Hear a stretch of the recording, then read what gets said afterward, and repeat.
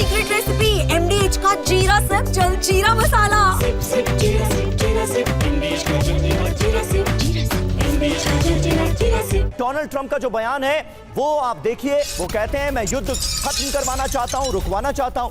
हर हफ्ते 5000 जवान मर रहे हैं, जल्द पुतिन से मुलाकात भी होगी, यानी फोन पर बातचीत होगी और उसके बाद मुलाकात भी होगी व्लादिमीर पुतिन से, ये डोनाल्ड ट्रंप उम्मीद कर रहे हैं।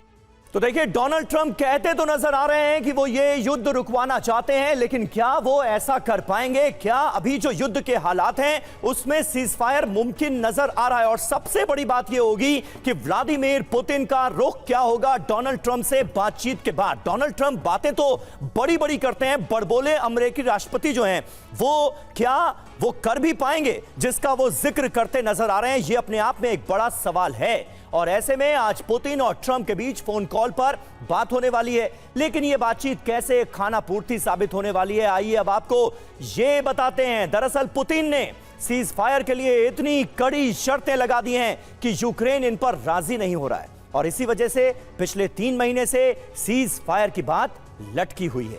पुतिन की शर्तें क्या हैं, आइए अब आपको बताते हैं। क्रीमिया, डोनेस्क, लुहांस्क, खेरसोन ये रूस का हिस्सा होगा, ये साफ तौर पर पुतिन कह रहे हैं। ये पहली बड़ी शर्त। ज़ेपोरिजिया को भी घोषित किया जाए रूसी हिस्सा। यूक्रेन नाटो में शामिल होने की योजना को छोड़े। यूक्रेन को पश्चिम के हथियारों की आपूर्ति बंद हो। यूक्रेनी सेना की नई सैन्य भर्ती और ट्रेनिंग पर भी रोक लगा दी जाए। सीज फायर की निगरानी के लिए निष्पक्ष व्यवस्था की बात कही है पुतिन ने। यूक्रेन परमाणु हथियारों से मुक्त देश घोषित हो। रूस पर लगे सभी अंतरराष्ट्रीय प्रतिबंध, जो तमाम सैंक्शंस लगे हैं, उन्हें हटा दिया जाए। ये वो शर्तें हैं जो मौजूदा हालात में मुमकिन नजर नहीं आती। हमारे जो एक्सपर्ट्स हैं उनका क्या सोचना है इस बारे में, रुख करते हैं उनका। लेफ्टिनेंट जनरल VK चतुर्वेदी हमारे साथ मौजूद हैं, कमांडर अतुल भारद्वाज हमारे साथ मौजूद हैं, और प्रोफेसर संजय भारद्वाज विदेश मामलों के जानकार हैं, वो भी हमारे साथ मौजूद हैं। चतुर्वेदी सर, पहला सवाल आपसे, आखिर अभी जो मौजूदा दौर युद्ध का देखने को मिल रहा है, हमने एक एक करके सारी शर्तें व्लादिमीर पुतिन की अपने दर्शकों के सामने रख दी। मौजूदा हालात को देखते हुए ये शर्तें क्या मान्य नजर आती हैं?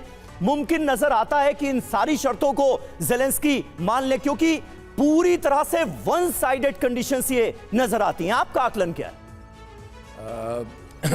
समीर, ये नंबर जरूर 11 है, लेकिन इसमें से 7-8 तो आसानी से मानी जा सकती हैं। लेकिन बाकी जो सबसे महत्वपूर्ण है वो हिस्सा जो यूक्रेन का पूरे भविष्य में रूस का हो जाएगा, वो बहुत नागवार होगा यूक्रेन को। लोहांस्क, दोनेत्स्क, खेरसोन, ये सब एरिया, और क्रीमिया तो खैर उनके हाथ में कभी अब पिछले 8-10 साल से नहीं है।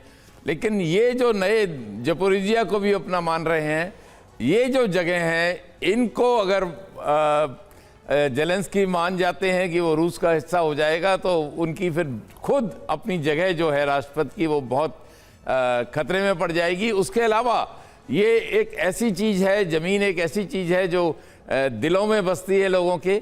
लेकिन ओवरऑल अगर देखा जाए तो मैं नहीं समझता कि रशिया कभी भी इन एरियाज़ को जिसको उसने अपने काबिज़ में कर लिया है, कभी भी वेकेट करेगा।